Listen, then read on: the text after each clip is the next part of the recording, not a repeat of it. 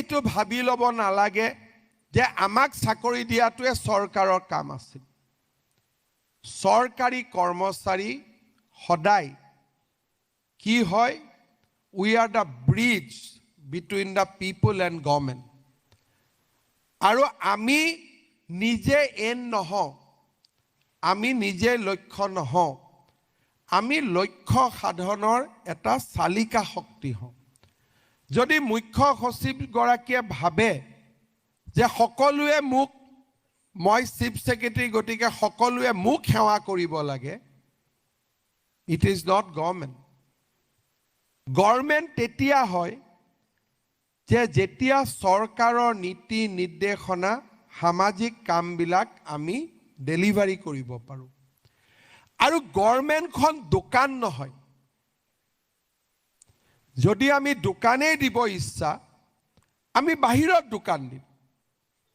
কিন্তু চৰকাৰৰ টেবুলত বহি এইটো ফাইল কৰিলে 50 টকা, এইটো ফাইল কৰিলে 100 টকা, যেনেকৈ আমি হোটেলত গ'লে চিকেন চাওমিন ইমান টকা, এগ চাওমিন ইমান টকা, ভেজিটেবল চাওমিন ইমান টকা। আমাৰ মাজত এছাম কৰ্মচাৰী আছে, তেওঁলোকৰ ৰেড কাৰ্ড লৈ বহি থাকে, এইটো কাম কৰিলে এনেকুৱা, এইটো কৰিলে এনেকুৱা।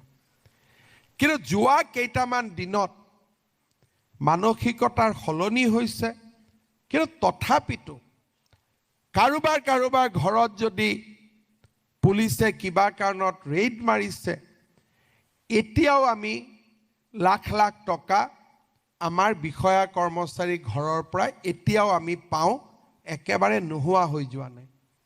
ডেট মিনছ ষ্টিল আমাৰ মাজত এনেকুৱা ব্যক্তি আছে যোনে এতিয়াও এই ধৰণৰ বেয়া কামবোৰ কৰি আছে বা কৰি থাকে। ইম্পৰ্টেণ্ট থিং হ'ল যে এই বেয়া কাম কৰা অফিচাৰ টকা দি চাকৰি পোৱাৰ ভিতৰতে সীমাবদ্ধ থকা নাই, বা টকা দি যিসকলে চাকৰি লৈছিল সেই কৰ্মচাৰীৰ ভিতৰত থকা নাই। APSCৰ আটাইতকৈ ক্লিন নিযুক্তি পোৱা অফিচাৰেও দুৰ্নীতিত নমা শেহতীয়া উদাহৰণো আমি দেখা পাইছোঁ। মহিলাগৰাকীৰ মই নাম ল'ব খোজা নাই, বাট আপোনালোকে নিজে শুনিছে। বাট she was selected on the basis of complete merit. তাৰমানে মেৰিটত নিযুক্তিটোৱেই একমাত্ৰ গেৰেণ্টি নহয় যে আমি ভাল কৰি কাম কৰিম।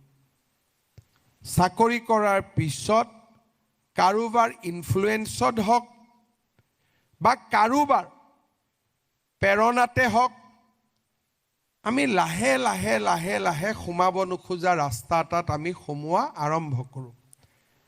কিন্তু মই আপোনালোকক এটা কথা ক'ব পাৰোঁ, the way I see future with the progress in social media, people are enjoying a different kind of freedom. আগতে মোৰ বিৰুদ্ধে ক'বৰ কাৰণে মানুহে সাহস নকৰিব যে মুখ্যমন্ত্ৰীৰ বিৰুদ্ধে কেনেকৈ ক'ম, ক'লেই বা কোনে শুনিব। But Facebook, Twitter, Instagram has given them a freedom. ঘৰত বহিয়ে GT ফটোগ্ৰাফ লোড কৰিব পাৰিব। কিন্তু 30 বছৰৰ ভিতৰত কিমান টেকনলজিকেল চেঞ্জ হ'ব পাৰে আপোনালোকে ভাবি লওক। এখন কাগজ চায়ে গম পাব পাৰিব যে এই কাগজখনত গণ্ডগোল আছে।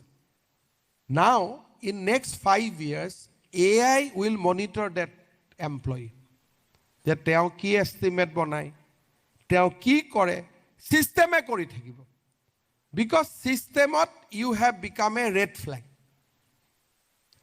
এতিয়া কি হ'ব, নেক্সট 6 মাহত আমি কাম কৰি আছোঁ, PWD আৰু ৱাটাৰ ৰিচোৰ্চত যেতিয়া এষ্টিমেট হ'ব, AIS ছেটেলাইট দি ইমিডিয়েটলি এষ্টিমেটটোক টেগ কৰি ল'ব। আৰু তেওঁলোকে ক'ব যে এই ৰাস্তাটো ডেটাবিলাক আমি ফিট কৰি দিম, যে এই ৰাস্তাটো যোৱা বছৰ এষ্টিমেট আছিলে 1 লাখ টকা, এইবাৰ ৰাস্তাটোত এষ্টিমেট 2 কিলোমিটাৰ দূৰত বনাইছে 1.5 লাখ টকা। আমি ক'ব নালাগে, machine will put it out.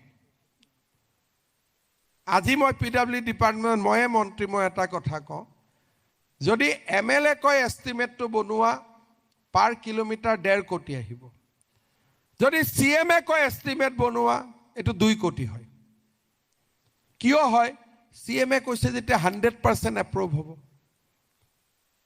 MLA জনে ক'লে এপ্ৰুভ নহবও পাৰে আজিলৈকে মই ডাটা এনালাইসিস কৰিব কিৰমনি ৰাজ চক্ৰৱৰ্তী পৱন তেৰাং ইয়াত বহি আছে মই যিমানটা এষ্টিমেট বনাব কৈছো গোটেই কেটা এষ্টিমেট ভাৰী এষ্টিমেট ডাবল টকাৰ এষ্টিমেট এতিয়াও যদি মই ফোন কৰি দিও সৰু মই এটা উদাহৰণ দিছো আমাৰ ইয়াতে এটা এডুকেশ্যনাল ইনষ্টিটিউট আহিলে বিল্ডিং ৰিপেয়াৰ কৰিব লাগে মোক ক'লে যে স্যাৰ 12 কোটি টকা লাগিব মইলো কৰক দুদিন পিছত যেতিয়া মই ক'লো নাই অমুক আহিব এটো সোনকালে লাগে এষ্টিমেট জলদি বনাও হনক এষ্টিমেটটো 22 কোটি হৈ গ'ল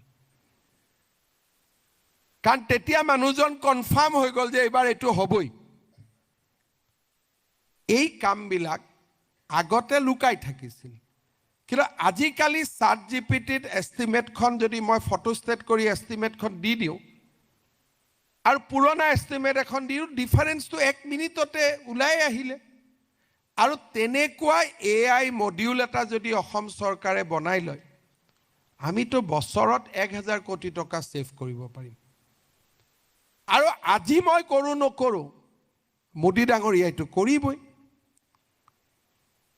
লাহে লাহে দেশখন পৰিৱৰ্তন হৈয়ে থাকিব সেই কাৰণে what we are looking from you আমি আপোনালোকৰ পৰা কি বিচাৰিছো hardcore অনেষ্টি when it comes to Assam যেতিয়া অসমৰ কথা হ'ব আমাৰ honesty will be hardcore not a simple honesty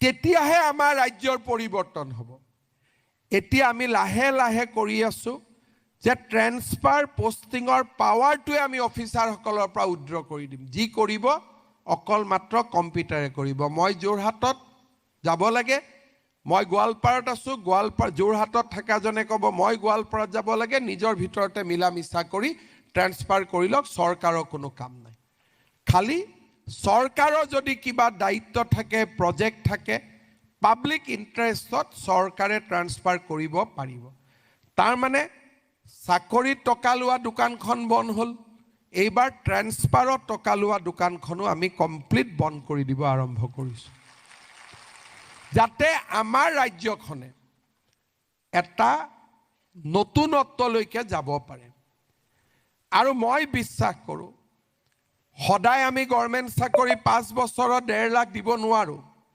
এটো সম্ভৱো নহয় আৰু তেনেকুৱা প্ৰতিশ্ৰুতি দিয়া উচিতো নহয় কিন্তু মই বিচাৰো যে অন্তত নেক্সট 10 ইয়াৰ্স যুৱক যুৱতী সকলক যাতে মানুহক আমি কনষ্টেন্ট ইনস্পিৰেশন দিব পাৰো যে চাকৰি ৰাস্তা খোলা থাকিব আমি ডেফিনেটলি অহা 5 বছৰো আমি 1 লাখ চাকৰি দিম বেছিয়ে দিম তাতকৈ